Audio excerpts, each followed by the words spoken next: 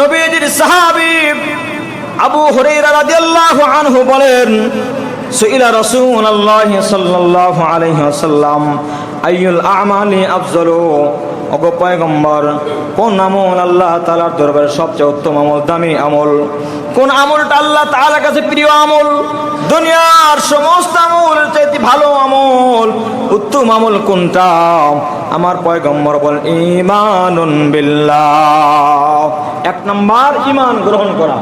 তাহলে এক নাম্বার শ্রেষ্ঠ আমল কি বলেন তো? ঈমান। আওয়াজ করে বলেন না একটু, ঈমান হলো শ্রেষ্ঠ আমল। দুই নাম্বার, এবার সাহাবীরা বলতেছেন, ক্বালা সুম্মা মাযা?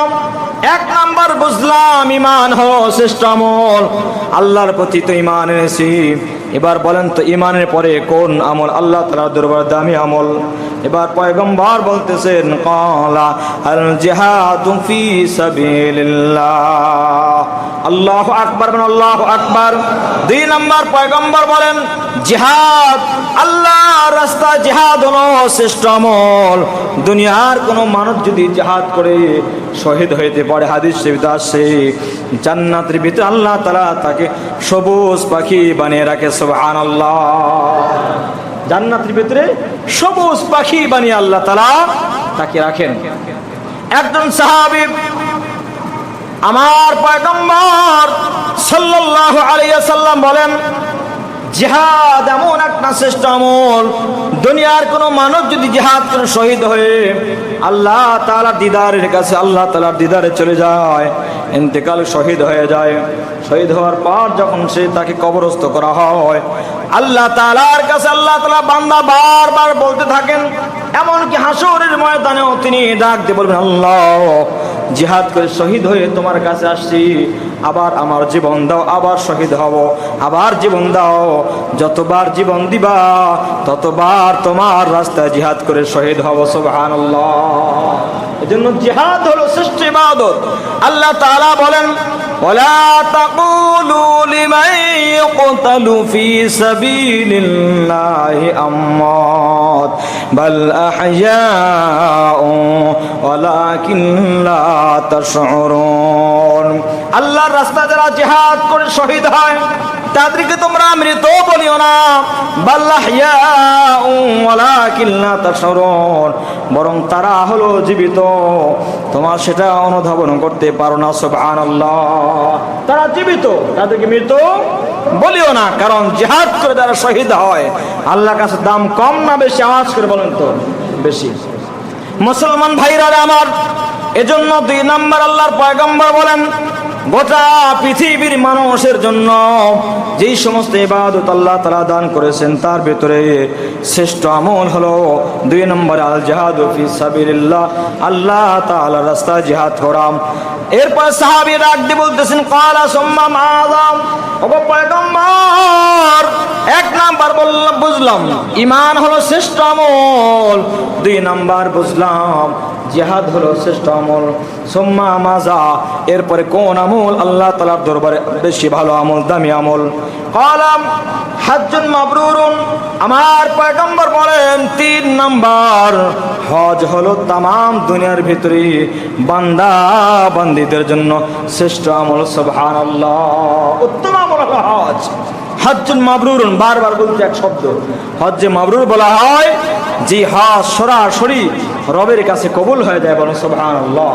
যে হজের বিনিময়ে আল্লাহ তাআলা অন্য কিছু দিবে না, তবে যে হজের বিনিময় ইল্লাল জান্নাহ, যে হজ্জে মাবরুর বিনিময় হিসেবে আল্লাহ তাআলা সরাসরি জান্নাতের মালিক বানিয়ে দেয়। সুবহানাল্লাহ। এজন্য আল্লাহ তাআলার কাছে বারবার দোয়া করবেন, আল্লাহ হজ্জে মাবরুর আমাকে করার তৌফিক দান করো, হজ্জে মাবরুর। কারণ হলো নবীজির সাহাবী আবু হুরায়রা রাদিয়াল্লাহু আনহু তিনি পয়গম্বর সাল্লাল্লাহু আলাইহি ওয়াসাল্লাম থেকে বর্ণনা করেন, আল উমরাতু ইলাল উমরাতি কাফারাতুন লিমা বাইনাহুমা।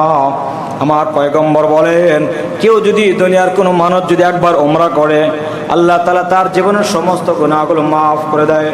সুবহানাল্লাহ বললেন নাম। আবার যদি দ্বিতীয়বার উমরা করে, দুইটা উমরার মাঝে যে সময় থাকে, যে গুনাহ হয়, যে ভুল ত্রুটি হয়, এই ভুল ত্রুটিগুলো আল্লাহ তাআলা ক্ষমা করিয়ে দেন। আল হাজ্জু মাবরুরুন লাইসা লাহু জাযান, আর হজ্জে মাবরুর যেটার অন্য কোনো বদলা নয় ইল্লাল জান্নাহ।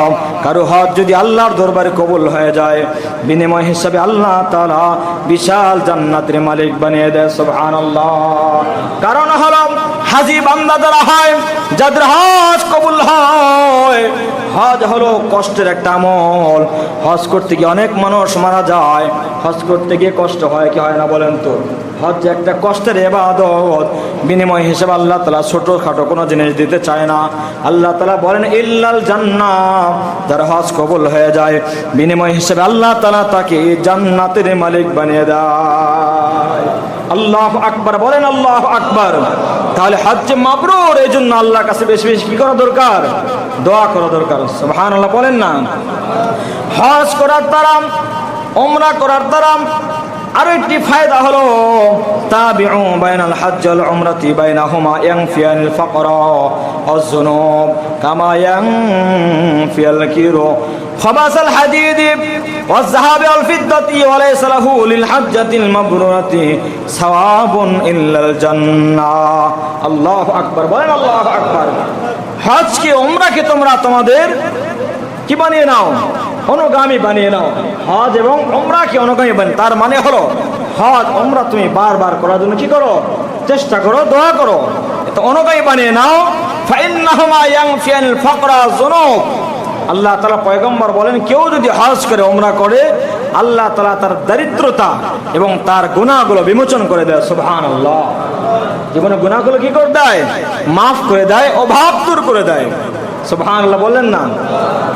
কেমন করে আল্লাহ তাআলা গুনাহ মাফ করে দেয় সেটাও আল্লাহর পয়গম্বর হাদিসের ভিতরে বলতেছেন, কামা ইয়ানফিয়াল কিরু খাবাসাল হাদিদি ওয়াজ যাহাবি ওয়াল ফিদ্দাতি ওয়া লাইসা লিল হজ্জাতিল মাবরুরাতি সাওয়াবুন ইল্লাল জান্নাহ। এভাবে মাফ হয় যেমন করে কামারের হাতুড়ি, অর্থাৎ হাতুড়ি যেটা আছে, এই হাতুড়ি দিয়ে যেমন স্বর্ণ রূপাকে আগুনে তাপ দেওয়ার পর যেমন বাড়ি দিলে জং দূর হয় না? জং থাকে বলেন তো? জং দূর হয়ে যায়, একটা সুন্দর চেহারা ফুটে ওঠে। যখন কোনো বান্দা, হাজী বান্দা হজ করে, উমরা করে, আল্লাহ তাআলা তার জীবনগুলো মাফ করে দেয়। সুবহানাল্লাহ। পরিষ্কার পবিত্র করিয়ে ফেলেন। আল্লাহ নিজে হলেন পবিত্র, তিনি পবিত্রতাও কি করেন? পছন্দ করেন। তো ওই হাজী বান্দা বা যারা উমরা করে, তার জীবনের সমস্ত গুনাহ আল্লাহ তাআলা কি করে দেন? মাফ করে দেন। ওয়ালাইসা লিল হজ্জাতিল মাবরুরাতি সাওয়াবুন ইল্লাল জান্নাহ। আর যে বান্দা আল্লাহকে রাজি খুশি করে হজ করে, যে হজ কবুল হয়, বিনিময় হিসেবে আল্লাহ তাআলা সরাসরি তাকে জান্নাতের মালিক বানিয়ে দেন। সুবহানাল্লাহ ওয়া বিহামদিহি।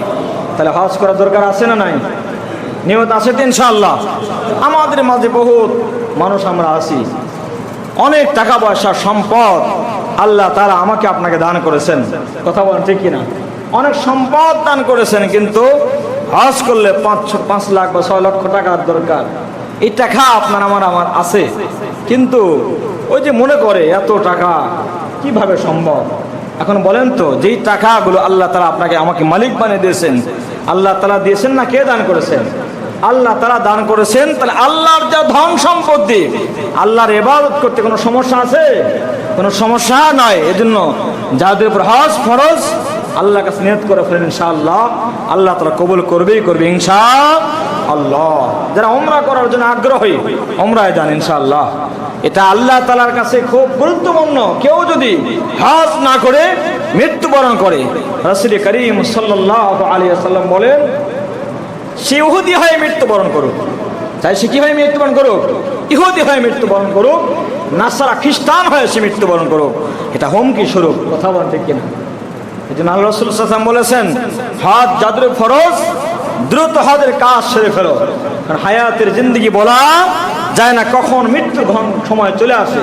এই জন্য আমাকে আপনাকে আল্লাহ তাআলা যাদেরকে অর্থ সম্পদ দান করেছেন, আমরা হজ করার জন্য চেষ্টা করব ইনশাআল্লাহ। আল্লাহ তাআলা দামি জায়গা, বিশেষ করে হাজী সাহেব যারা আছেন, আগে বলেছি যারা হজ করে উমরা করে আসে বারবার বলে আল্লাহ তাআলা যেন আবার নিয়ে যায়, আবার নিয়ে যায়। মানে মুমিনের অন্তরের সাথে কাবার একটা সম্পর্ক আছে না নাই? মুসলমান ইমানদারের অন্তরের সাথে রসুলের রওজা আথার নবীদের সাথে একটা সম্পর্ক আছে না নাই? আছে। এটা আসল প্রকৃত একটা ভালো সম্পর্ক, যার কারণে এটা হলো ইমানদারের আত্মার খোরাক, অন্তরে খোরাক। মানুষ যেমন খাবার খায় দেহকে সুস্থ রাখার জন্য, বেঁচে থাকার জন্য, এই কলবকে সুস্থ রাখার জন্য নবীজির রওজা আথার এবং কাবার সাথে মহব্বত রাখার দরকার। জোরে বলেন তো আছে না নাই? আল্লাহ তাআলা কাবার মহব্বত নিয়ে কাবা ঘর কি জিয়ারত, নবীজির রওজা আথার জিয়ারত করে মৃত্যুবরণ করার তৌফিক দান। আল্লাহুম্মা আমিন।